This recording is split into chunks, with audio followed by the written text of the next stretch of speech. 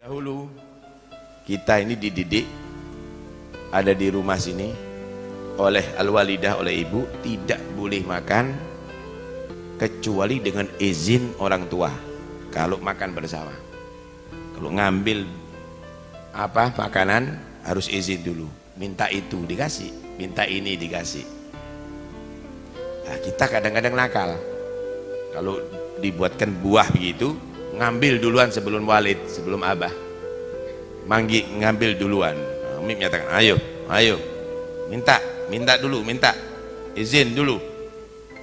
Maka al-walid menyatakan biar yang masuk di perutnya anaknya anak itu sama dengan yang masuk ada di perutku, kata dia.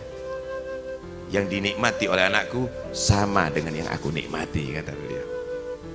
Nah, pernah Al-Fagir juga main di sini perusutan. Waktu itu lagi hujan, kita perusutan di sini. Waktu itu di sini masih apa? Masih terbuka begitu. Jadi perusutan di sini. Wal Walid mau ke kamar mandi, kepreset dia, kepreset, kepalanya kena baduk, saudara. Saat itu takut kita. Al-Fagir takut waktu itu sama teman-teman. Dia tahu anaknya takut, tahu. Dia bangun seperti tidak sakit sama sekali. Dia bangun, dia terus meneruskan ke kamar mandi seperti tidak sakit. Padahal Al-Fagir tahu persis kepalanya bentur kepada baduk waktu itu. Bagaimana perhatian supaya anaknya tidak pernah kepikiran. Waktu Ramadan, Al-Walid wiridnya itu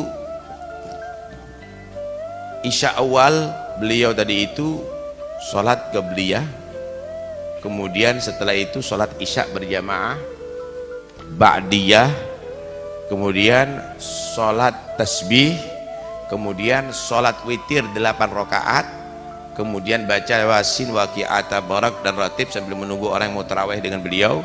Datang mereka sholat Isya i'adah, kemudian setelah itu sholat tarawih 20 rakaat, kemudian sholat witir 3 rakaat, kemudian baca da'awat sampai jam 10 kira-kira. Setelah itu khutumat, hadir hataman.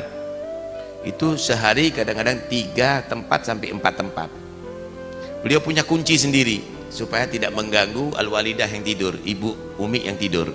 Punya kunci sendiri di muka. Jadi ada 2 pintu di sini. Beliau membuat pintu dari sebelah sini dari kayu, kemudian di dalam juga ada pintu. Punya 2 kunci. Jadi kalau datang malam jam 1, jam 2 begitu, buka sendiri tanpa membangunkan. Saat itu lupa, beliau tidak bawa pintu, tidak bawa kunci. Yang dibawa kunci cuma kunci pintu muka, bukan kunci pintu dalam. Dibuka kunci muka, mau ketok pintu, kasihan dengan al-walidah tidur di emper beliau. Jam 2 malam waktu itu tidur di emper. Setelah mendekati subuh waktu sahur, al-walidah Umi bangun waktu itu. Dibuka pintunya, kaget, loh kenapa nggak diketok pintu? Takut mengganggu kamu tidur, kasihan, kata dia. Rahmah. Kalau ada tamu al-walidah sendiri yang masak, bukan tukang masak, wala khadamah. Umi sendiri, ada tamu rombongan, potong 2 kambing 3 kambing, ditangani sendiri dengan al-walidah. Itu kalau sudah menjamu tamu, datang al-walid kepada Umi, terima kasih, minta maaf buat kau susah, tapi ini bukan tamu saya, ini tamu abahnya kau, tamunya Habib Ja'far ini, jazakumullah khair, doakan itu. Jadi betul-betul bagus begitu loh. Tapi kalau kita kadang-kadang salah buat kopi aja habis istri kita. Begitulah almarhum. Ya Allah, mudah-mudahan insyaallah bisa kita melakukan itu kepada anak-anak kita, kepada keluarga kita, sehingga menjadi contoh ya bagi anak-anak kita, menjadi contoh kepada keluarga kita. Dan insyaallah jika bersikap demikian ini akan bisa memimpin berkeluarga.